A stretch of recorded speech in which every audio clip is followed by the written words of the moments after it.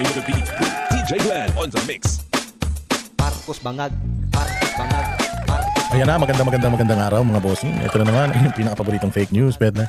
Sa balat ng YouTube, Boss D at your service. Another day, another uratan session. Napasasakitin na naman natin ang mga ulo at ay balon-balunan, puso, isip at kaluluwa ng lahat ng mga kriminal, mga kupal, animal, lahat ng mga buwisit at pabigat sa bayang Pilipinas, mga walang silbi sa buhay, mga suwitik at mga salot na mga palamunin, mga parang mga baliw, mga abnoy, mga sabog at parang mga batak. Oh, mga bossing at mga tila mo mga adik, mga kawatan, kurakot, magnanakaw, sindikato, miyembro ng kuratong baliling sa gobyerno. Ayan, banata natin lahat yan. At huwag na natin pataganin. Mga katanungan dito, baka hindi nyo napanood. Eto, ipe-play ko sa inyo at reaksyonan natin. Agad-agad ngayon na. Oh, para wala nang chechibureche pa. Ma'am, good morning po. Ma'am, kunin lang po namin yung reaction nyo dun sa sinabi po ni President Bongbong Marcos na hindi daw po aabot yung mga aligasyon ng korupsyon sa katanggapan po nila sa Office of the President kaugnay dun sa mga flood control projects po. Sasagutin niya ni Attorney Trixie. I would like to acknowledge the presence of Attorney Trixie.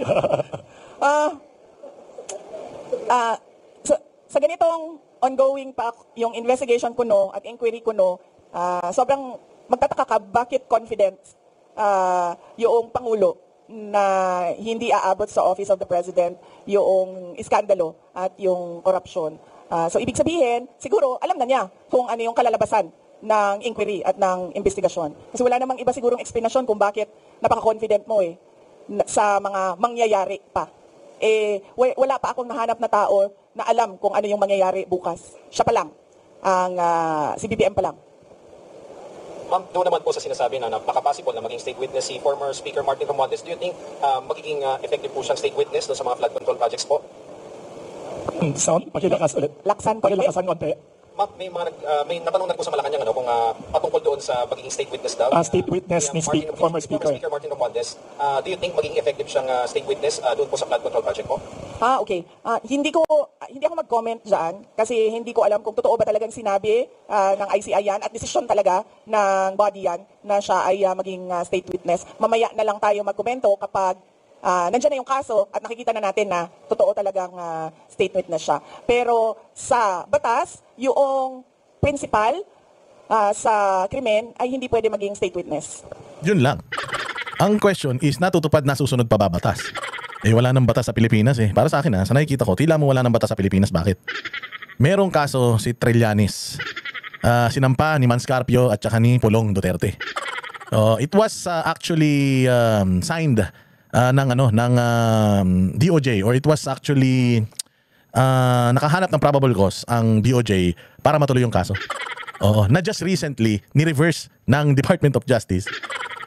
So lumalabas na parang noon merong probable cause, biglang ngayon wala nang probable cause. So dinismiss sa DOJ level yung 7 taon na 7 years na kaso ng ni Trillanes laban dito sa laban sa mga kay Carpio at kay Pulong Duterte, Diyos ko po. So it's an indication na talagang dito sa Pilipinas wala nang batas yung DOJ. Yung DOJ sandamukal kaliwat kanan talaga yung kanilang pagmamanipula sa batas at wala nang tiwala ang taong bayan sa lower house, sa upper house. Wala nang tiwala sa Office of the President. Tapos tila mo sa nakikita natin, wala na rin silang tiwala sa justice system dahil binaboy talaga ni Bongbong. Grabe talaga binaboy ni Bongbong itong Pilipinas. Binaboy niya lahat ng ahensya ng gobyerno, lahat ng mga pinagkakatiwalaan ng tao para magkaroon ng patas na laban. Binaboy talaga niya yung justice system, yung mga corruption sa Congress, yung kanyang opisina, yung pag-weaponize ng mga batas. Tapos binaboy din niya police, ginawa niyang private army niya. Yung mga sundalo, ganun din, naging mga pipi na. Yung mga henerasyon ngayon ng sundalo, parang mga supot na. Wala nang mga betlog mo, sa totoo lang. Thank you. Isang Manila Times. Ma'am, good morning po. Isa pa, yes. Good morning po, ma'am. Ma'am, ito po kapapasok lang po na balita. Tinuro, parang iniimbestiga, nag-order daw po si Ombudsman Remulla kay Secretary Dizon na parang investigate daw si Senator Bongo sa anumang possible link sa mga diskaya. So, ma'am, of course, Bongo is one of the allies of your father, the former president. Ano man sabi niyo dito sa parang saka, do you think, ma'am, ituturo po ba ang mga kalaban sa politika sa ongoing na ICI investigation? Hindi ko alam kung ano yung malamang nakakaalam niyan si BBM kasi ngayon nga confident na siya na hindi siya kasali sa mga hindi aabot, tama ba ang sinabi? Hindi aabot sa Office of the President ang corruption. So siya lang makakasagot niyan kung ano ang mangyayari. Ano yung tanong mo? Yeah, of course, Sorry? baka ituro lahat ng mga kalaban sa politika sa ongoing na investigation ng ICI. Do you think kung mangyayari po ba na baka mapunta rin sa inyo yung sisi or mapunta rin sa inyo yung ituturo or whatever dun sa investigation? Aabot sa akin yung flood control project. Kasi kung hindi aabot sa KBBM, baka kayo naman pong ituro, ma'am, ng mga sinasabing Sigurado ako hindi aabot sa akin ang flood control scandal. Kasi unang-una, wala namang flood control projects sa OVP or sa Department of Education. At makakasabi naman talaga ang mga contractors and even si Secretary Bunuan, wala talaga akong at all project dyan sa DPWH. In fact, hindi nga nila masabi ngayon na may insertions ang Vice President kasi wala talaga. Hindi ako sumasali sa ganyan. Kung aabot ba sa akin, sa tingin ko, aabot siya kasi kaalyado kami. Sa tingin ko, ililink nila, sa tingin ko, susubukan nila na paabutin sa akin dahil sa kaalyado ni dating Pangulong Rodrigo Duterte, si Senator Bongo. Doon siguro nila gagawan ng kwento yon. Yung part na ako, si PRD, nasa gitna, at si Senator Bongo, nasa kabilang side. Last question na lang, ma'am. Ma'am, medyo light tayo, ma'am. Ma'am, if you're bread or tinapay, anong bread anong bread si BBM? Anong bread si Martin Romualdez? Anong bread si Saldico? Ito talaga. Taga Manila Times, magaling.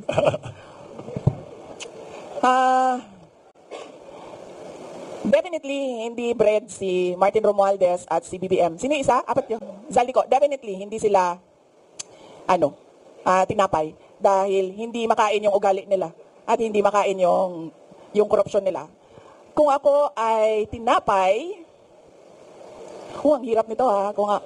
Sige, ito na lang. Paborito ko ang ensaymada. Okay? Pinaglihi ako sa ensaymada. Oh. So, kung ako ay tinapay, ako ay isang ensaymada.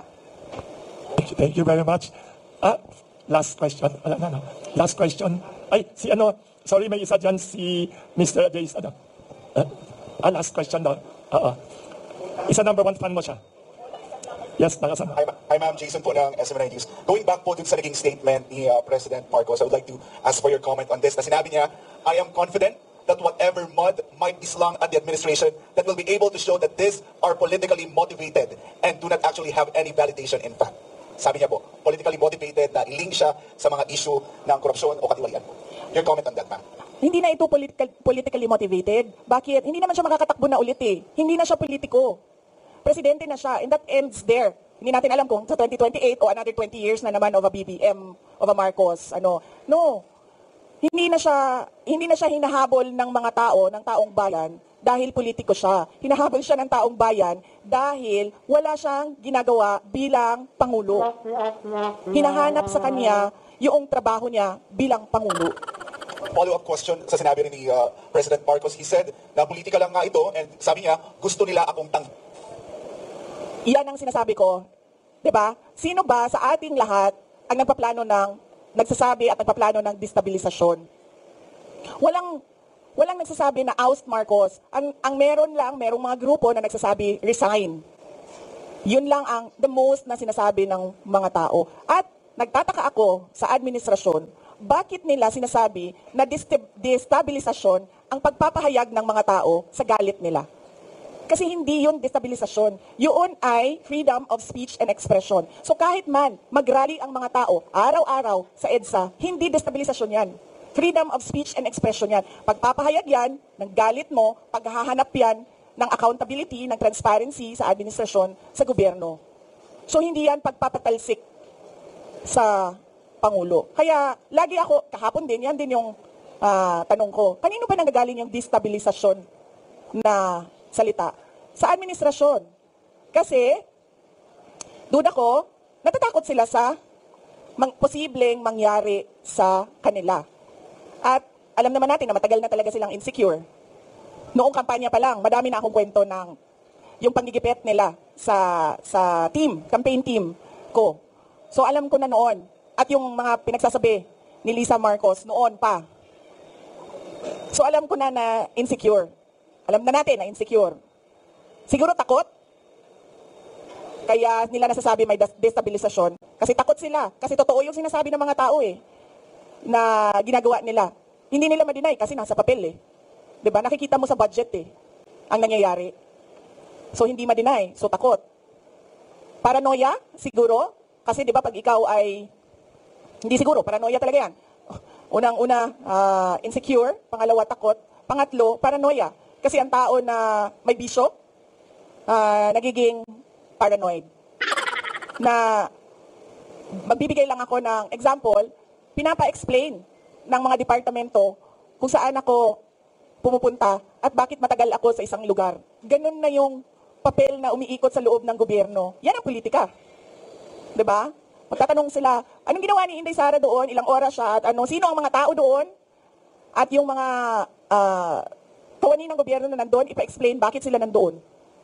Ganun yung galawan sa loob ng Office of the President. So, makikita mong medyo paranoid. One last question. It was the first time na narinig namin. Ano na yan? Nakikipag-usap na nga sa multo eh. Oo, sobrang praning na. Hindi na nga nakakatulog. Di ba sabi nga ni Claire Castro, hindi daw natutulog ang presidente na. Ay, paano makakatulog yan? Palong-palo. Tsaka paano matutulog yan? Nakikipagkwentuhan sa multo. Lakas na ng tama niyan, Brad.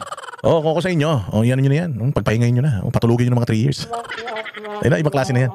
Ibang klase na yung amats yan. Kung ano man yung sinisinghot niyan, pagpahingahin nyo naman. Tuyong-tuyo na utak niyan. Sa inyo during your press conference or ambush interview sa Zamboanga kung paano po nagamit yung confidential funds ng Department of Education. And you've mentioned si Saldico. Ma'am, pwede niyo po bang ibahagi pa sa amin ano yung findings ng DepEd regarding the laptop scandal?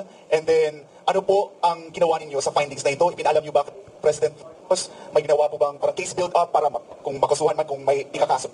Yes, gumawa kami ng investigation sa loob ng Department of Education. Isa sa mga pinagamitan ng confidential funds ay yung corruption sa loob ng Department of Education. Hindi lang sa laptop madaming reports of corruption inside the Department of Education. Hindi lang sa central office, kasama na yung sa mga regional offices namin. So kapag merong reports, pinapaimbestigahan yon. So isa sa mga inimbestigahan is yung laptop. Ang unang ginawa doon is nag-request ng fraud audit sa Commission on Audit. Tapos kami sa loob ng Department of Education, gumawa din kami ng sarili naming investigation para kung ano man yung ma-actionan namin sa loob ng DepEd, ma-actionan na kaagad namin. Unfortunately, yung procurement ng laptop, hindi siya nangyari sa loob ng Department of Education. Nangyari siya sa DBM. So ang pinaka-papel na nasa loob ng Department of Education ay yung agreement between DepEd and DBM. So hindi pumasok lahat ng procurement documents sa DepEd. So ang pinaka na magawa lang namin doon sa loob ng Department of Education is mag-blacklist. And at that time, hindi pa namin ma-blacklist kasi hindi nga sa amin nangyari yung procurement. So natali yung kamay namin doon. Kaya inasahan namin na doon sa fraud audit ng Commission on Audit, may lalabas doon na mga personnel involved. At doon sa Blue Ribbon Committee na investigation, kung maalala nyo, may nangyaring Blue Ribbon Committee investigation sa Senate, sa laptop, ginamit namin yon sa loob ng Department of Education para isa-isahin kung sino yung mga personnel involved na under sa mga tao involved doon sa Senate Blue Ribbon investigation. Diyos ko, akala mo ba yung presidente natin nagtatrabaho? Hindi nagtatanong yan at all. Hindi, I swear to the flag, si BBM, hindi yan siya. Nagtatanong ng trabaho at all. Kaya napansin nyo ba, walang direksyon yung governance at walang direksyon yung iba't ibang departamento. Bakit? Kasi he doesn't command. He doesn't command, he doesn't ask, he doesn't say that, look, there's a Philippine development plan and what are you supposed to do about this? Akala nyo ba yung ginawa ko sa DepEd, galing yun kay BBM? Hindi, akin yun, lahat. Kasi he did not give any orders at all. So pag upo ko doon, sabi ko sa mga kasamahan ko, sa mga USEC at ASEC, I think this is our show. Kasi walang participation at all ang Pangulo. So gagawin na lang natin kung ano yung karapat dapat na gagawin para sa edukasyon dito sa ating bayan. So we created the matatag agenda, we followed through with the matatag curriculum, at unfortunately hindi kami natapos kasi, yun nga, nag-decide ako na I don't deserve the attacks that were thrown at me by the administration. Kasi ako na nga lang siguro yung kaisa-isa dong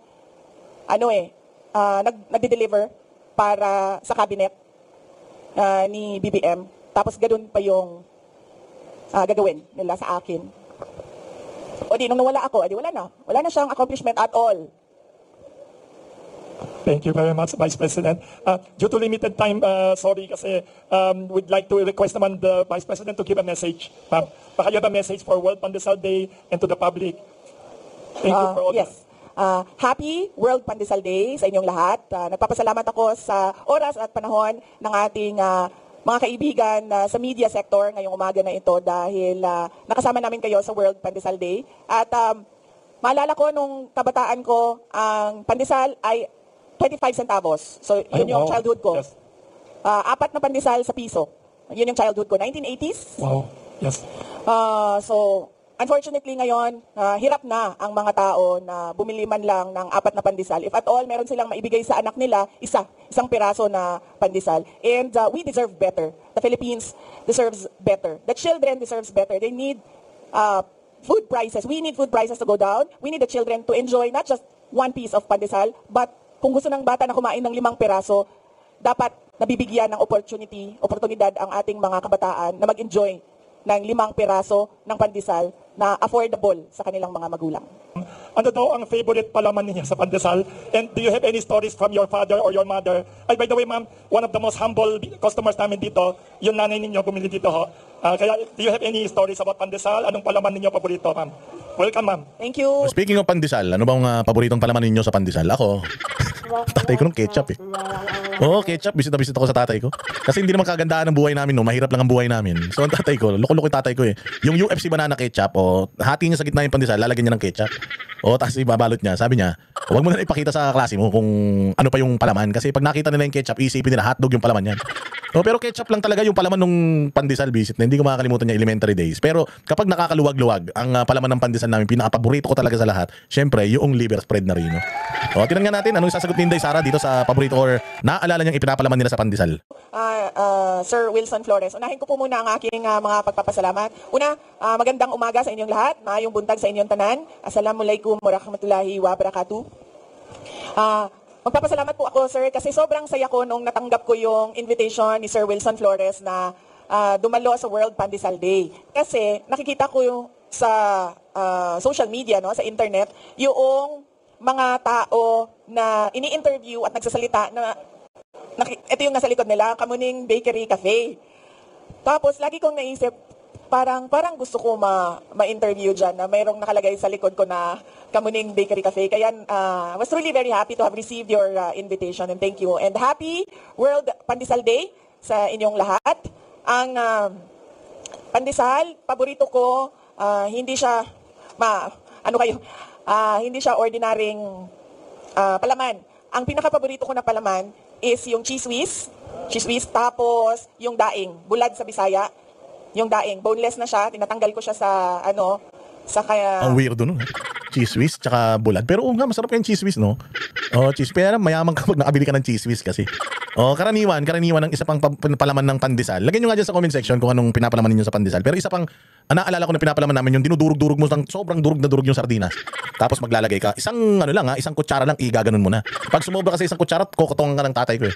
Ganun lang. Pag medyo nakakaluwag-luwag, may sardinas ka o kaya minsan liver spread. Kaya ako hanggang ngayon, dahil yun yung childhood memory ko, pag bumibili ko ng pandesal dyan sa mga Pandi Manila, ganyan, bibili ko ng liver spread, yun ang ipinapalaman ko. Mamimiss ko kasi. Kaya nung nagkaroon ng problema ang Rino noon, di ba, yung parang tatanggalin ng Rino dahil kesyo hindi daw safe, pucha, galit na galit ako. Talagang nagmarakulyo ako sa Facebook, sabi ko, paano na ang kaldereta ang minuto pag wala ng Rino? Pero si Inday Sara, cheese whiz, yung mga pinsan ko kasi medyo may kaya yan. Pupunta ako sa bahay nila, magnanakaw ako ng cheese whiz. Pero bihirang-bihira yan, pang mayaman yan eh. Sa mga buto, tapos nilalagay ko siya doon sa loob. So, yun yung pinaka-paborito ko na palaman sa pandesal, cheese whiz tsaka bulad or daing. Meron akong maalala na nangyari sa akin noong bata pa ako sa pandesal at sa bulad. Kasi ang ginawa ko, hindi ko lang maalala kung I was 5, 6, or 7 years old. Basta ang maalala ko, ganun ang ginawa ko kasi ang lola ko din, nakatira kami sa bahay ng lola ko, mahilig sa bulad. So breakfast, may bulad. Tapos ang ginawa ko, ganun ang ginawa ko. Kinuha ko yung bulad, yung akala ko malinis na siya, na wala siyang buto, wala siyang tinik.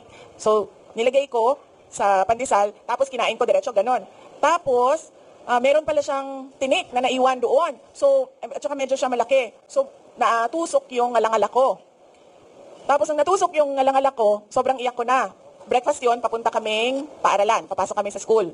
Tapos, sa sobrang iyak ko, na sabi ni dating Pangulong Rodrigo Duterte, papa ko, sabi niya sa akin, gusto mo ba na wag nang pumasok ng school, sumama ka na lang sa akin? Ay, sa paniwala ko, yan yung naisip niya na paraan para tumigil ako sa kakaiyak ko doon sa sobrang sakit nung tinik sa ngalangal ko. Tapos sabi ko kaagad, oo. So maalala ko yung araw na yon, natinik ako ng buto ng daing doon sa pandesal na kinain ko. Pero na-absent ako at sumama ako sa Hall of Justice. Tsaka sa Hall of Justice pa yon, no? So, mas bata pa pala ako noon. So, 4 siguro. Ay, yes, 4. Oo, so sumama ako doon at gusto ko kasi doon sa Hall of Justice kasi BCC-PRD eh. Nagtatrabaho siya. So, pag sinasama niya ako, paikot-ikot ako niyan, akyat sa taas, sa baba, sa labas. So, the usual na bata na kung saan-saan umaabot. So, yun yung hindi ko makalimutan na memory sa pandesal. Kaya ingat na ako kapag ginagawa ko yung cheese whiz tsaka daing. Kaya pala kayo naging lawyer, 4 years old, nasa Hall of Justice na kayo. Oo, maalala ko pa, sa office, no? Sa mga office ng prosecutors. Kasi maraming prosecutors eh. Iba-iba yung opisina nila, iba-iba yung style ng opisina nila, iba-iba yung kanilang routine sa opisina. At maalala ko pa, bata pa ako, marunong na ako mag-typewriter. Kasi may typewriter, diba, sa office. Tapos doon ako naglalaro kasi yung secretary ni PRD, para hindi ako paikot-ikot kung saan-saan, binibigyan ako ng mga scratch paper at pinagta-type ako kahit hindi pa ako marunong magbasa. Yes. Thank you. Before we continue, I'd like to acknowledge one of your biggest fans, ma'am, in the Philippines, Congressman Bong Sontay. Opo. Congressman namin dito, ha? Yes. Good morning po, Congressman. Bong Sontay is my schoolmate. Schoolmate pala Ay, kayo. hindi na nag-abot. Nag-abot ba tayo? Hindi na, no? Oh, wow. Oh, yeah. So nag-abot tayo sa San Beda Thank you. College. May tanong sila, kung may memories, yung tatay ninyo, anong daw ang paboritong palaman ni former President Duterte? May picture siya na nasa Davao kumakain ng pandesal. Unfortunately, hindi ko alam kung ano yung, or kung naglalagay ba siya ng palaman, yan ang hindi ko alam. Ang the best na tanungin natin dyan si Kitty, kasi yes. siya yung lumaki na nandyan talaga si PRD. Thank you. Ma'am, may isang gusto magtanong dito, editor ng Philippine Star, Miss Natalie Tomada. Ma'am, Bisaya siya. May buntag, BP Inday. Video ko lang. So, ingon ni Sir Wilson, light lang daw akong pautan. Siyempre, ang init ng politika as the pandesal of Sir Wilson. Pero, how do you distress ba? How do you distress? How do you cope with stress now? Unang-una, tulog. No? Hinahabaan ko yung tulog ko. Tapos, meron na akong sinusubukan ngayon. Sinusubukan pa lang, hindi pa siya routine na dapat 8 hours yung tulog. Dapat by 11 p.m. tulog na ako and then 8 a.m. dapat gising na ako. So, sinusubukan ko pa lang. Hindi pa siya perfect na routine. Tapos, pangalawa, marami naman nakakaalam na nag-hike ako. Nag-hike ako ng mga bundok. Pero lately, hindi pa ako nakabalik sa hiking. At ang pangatlo is usually kasama lang yung pamilya. Napakasimple na magkasama kami, tapos nagluluto kami ng sangyupsal, yung mga ganon. Mahilig yung mga anak ko yung luto kain. So kung kunwari may griller, tapos hotdog, tapos kakainin ka agad. So yung mga ganon na mga bagay. You were spotted, di ba, parang watching a musical with your daughter. Isa din ba yun sa mga parang ways to distress mo? Yes, ma'am. Opo. Yung anak ko, nakuha niya sa akin yung love for plays and musicals. So bata pa lang siya, tinuruan ko na siya i-appreciate yung mga ganon. The earliest na napanood namin is Beauty and the Beast sa CCP. Tama ba, no? CCP, yung nasa Rojas Boulevard, no? Oo. Sa CCP, doon kami. Beauty and the Beast yon, maliit pa siya na bata. And then sunod-sunod na yon, hanggang siya na mismo, nagustuhan na niya, siya na yung nagsasabi sa akin kasi ang alam ko lang naman ng mga musicals and plays, yung mga luma, yung mga noong panahon ko pa. Pero merong mga bago ngayon na siya na yung nagsasabi sa akin na kung pwede manood kami, maganda ito. At nagre-rating siya. Tapos tinatanong ko siya, bakit mas maganda yung ito kaysa itong napanood natin. Yun yung isa sa mga activities na ginagawa namin ng anak ko, si Shark. Iba-iba kasi yung interest nila, magkakapatid. So, ang ginagawa ko as a mother, sinusubukan ko na kung ano yung interest nila, doon ako sasama. So, yung pangalawa, mahilig sa sports. So, nandun ako, nagiging cheerleader ako kapag meron siyang mga laro. And then yung pangatlo, mahilig magluto o mag-baking. So nagluluto yun ng banana bread. Pangalan niya? Si Stonefish. Nagluluto ng banana bread. Tapos nagluluto din yun ng ulam niya.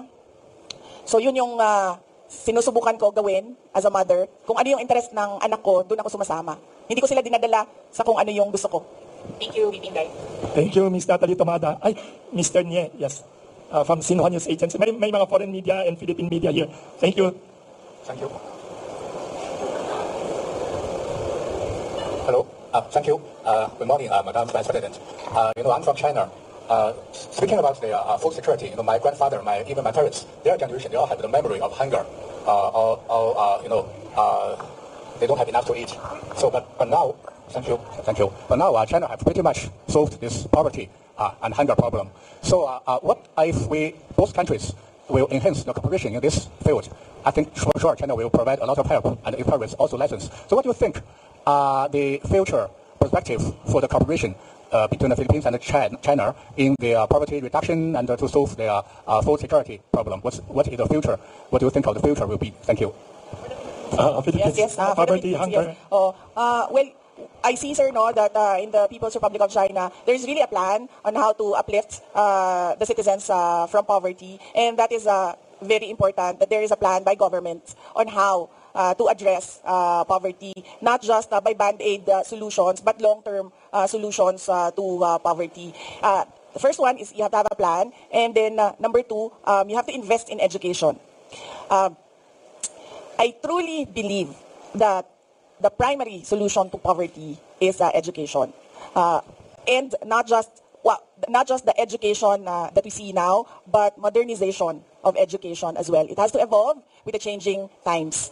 And then next is food security. It is important that the state invests in modernization and assisted farming. So sa una po, initially, it has to be that the state is involved in providing the necessary capital to the farmers to give them the startup. And then it has to be state farming as well, so that we get to use all the available lands, not just 1 or 2 hectares of private lands. It has to be all available lands for agriculture. It must be, the government must invest in farming. Thank you, Vice President. May nag-text din dito, 3 people. What is kasi sabi nila, millions of people in the Philippines today suffer from all kinds of crises, political, economic crisis. We have also the flood control crisis. Ano naman ang personal worst crisis that you have experienced personally or professionally, and how did you cope ho, ma'am? And what lessons can we learn from the way you cope ho? Kasi maraming crisis sa Pilipinas ngayon. Everyday na lang sa news front page, puro political crisis, corruption crisis, flood control crisis, food crisis. Sorry, ma'am. Sa akin, ang personal crisis ko is aging.